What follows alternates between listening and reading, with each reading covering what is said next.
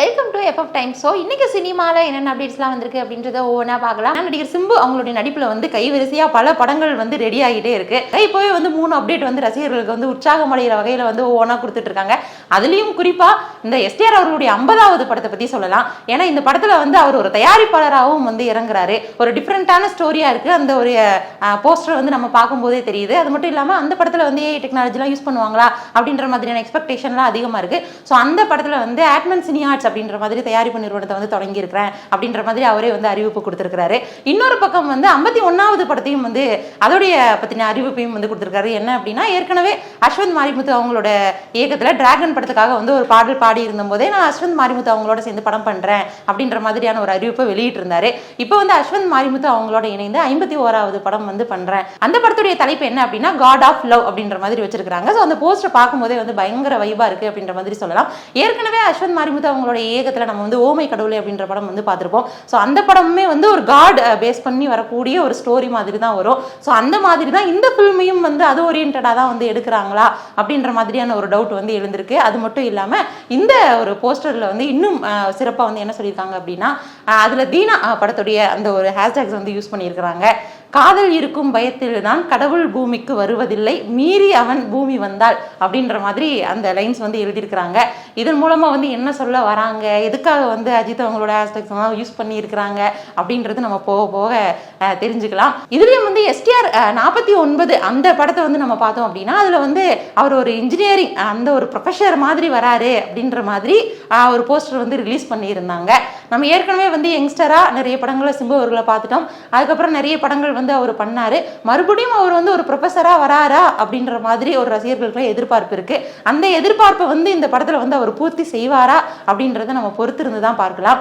அது மட்டும் இல்லாம தக் லைஃப் படக்குழுவுமே வந்து அவருக்கு வந்து ஒரு போஸ்டர்லாம் ரிலீஸ் பண்ணி அவருக்கு வாழ்த்துக்கள்லாம் வேற தெரிவிச்சிருந்தாங்க. அந்த வரிசையில இந்த வருடம் வந்து சிம்பு வருடமா இருக்கும் அப்படின்ற மாதிரி வந்து ரசிகர்கள்லாம் அவங்களுடைய உற்சாகத்தை வந்து பகிர்ந்துட்டு இருக்காங்க அப்படின்ற மாதிரியே சொல்லலாம்.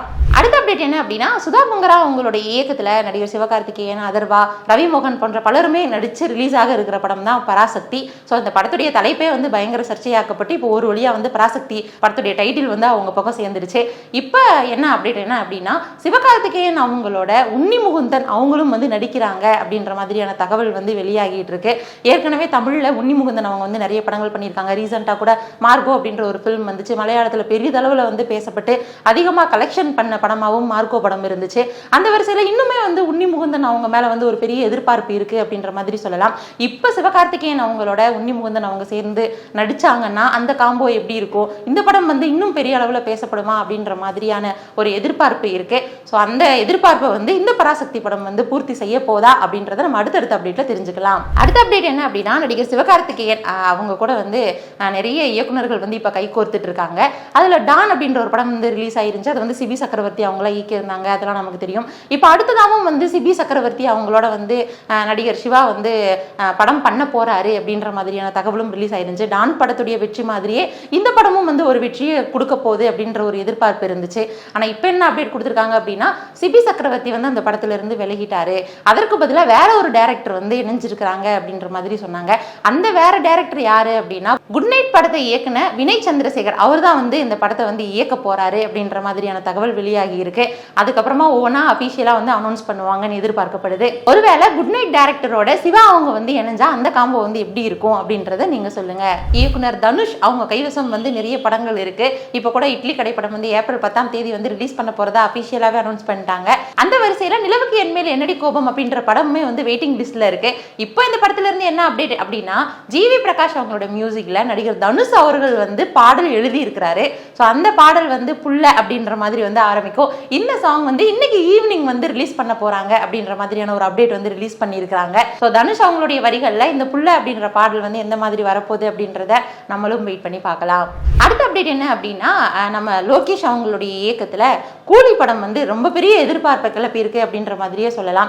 ஏற்கனவே ஜெயிலர் படத்தின் மூலமாவே ரஜினி அவங்களுடைய படங்கள் வந்து இன்னும் வந்து ஒரு மாஸ் காட்டுச்சு அப்படின்ற மாதிரி சொல்லலாம். இப்போ அந்த வரிசையில இப்போ கூலி படமும் வந்து ஒரு ஹைப்ல இருக்கு. இப்போ வந்து அந்த படத்தை பத்தி என்ன தகவல் சொல்லியிருக்காங்க அப்படின்னா, ஜெயிலர் படம் ரிலீஸ் ஆன அன்னைக்கே இந்த படத்தையும் வந்து ரிலீஸ் பண்ண போறோம் அப்படின்ற மாதிரியான தகவலை வந்து உறுதி செஞ்சிருக்கிறதா சொல்லியிருக்காங்க. அதன்படி ஆகஸ்ட் 10ஆம் தேதி கூலி படம் ரிலீஸ் ஆகும் அப்படின்னு எதிர்பார்க்கப்படுது. அந்த வகையில அடுத்து வந்து ரஜினி ரசிகர்கள் வந்து களத்துக்கு தயாராக போறாங்க அப்படின்ற மாதிரியான ஒரு எதிர்பார்ப்பு இருக்கு. அடுத்த அப்டேட் என்ன அப்படின்னா, நடிகர் சல்மான் கான் அவங்களுடைய நடிப்புல வந்து பல படங்கள் வந்து இப்போ உருவாகிட்டு இருக்கு. அதுல முக்கியமா தமிழ் டைரக்டர்ஸ் வந்து சல்மான் கான் அவங்கள வச்சு வந்து நிறைய படங்கள் பண்ணிட்டு இருக்காங்க. இப்போ உதாரணத்துக்கு சொல்லணும் அப்படின்னா ஏஆர் முருகதாஸ் அவங்களுடைய இயக்கத்துல வந்து சல்மான் கான் அவங்க வந்து நடிச்சிட்டு இருக்காங்க. இன்னொரு பக்கம் அட்லி அவங்களோடையும் சேர்ந்து இவர் கைகோர்க்க இருக்கிறதா வந்து நிறைய தகவல்கள் வந்து வெளியாகிட்டு இருக்கு. அந்த வரிசையில இப்ப இன்னொரு தமிழ் டைரக்டரும் வந்து இணைஞ்சிருக்கிறாரு. அவர் யாரு அப்படின்னா விஷ்ணுவர்தன் அவங்களுடைய இயக்கத்துல நடிகர் சல்மான் கான் வந்து நடிக்க போறாரு அப்படின்ற மாதிரியான தகவல் வந்து வெளியாகிட்டு இருக்கு. இந்த தகவல் வந்து ஒருவேளை உறுதியாச்சு அப்படின்னா நம்ம தமிழ் இயக்குநர்கள் கிட்ட சல்மான் கான் அவங்க வந்து எப்படி ஆக்டிங்ஸ் எல்லாம் வாங்குறாங்க, அந்த படம் வந்து எப்படி ரன் ஆக போகுது அப்படின்றதெல்லாம் நம்ம பொறுத்திருந்து பார்க்கலாம். ஸோ இன்னைக்கு வந்து நம்ம சினிமால என்னென்ன அப்டேட்ஸ்லாம் வந்திருக்கு அப்படின்றத ஒவ்வொன்றா பார்த்தோம். நம்ம மேலும் அடுத்தடுத்த வீடியோக்கள்ல நிறைய பேசலாம். அதுவரை இணைந்தே இருங்கள். இது FF time show. By from Devika.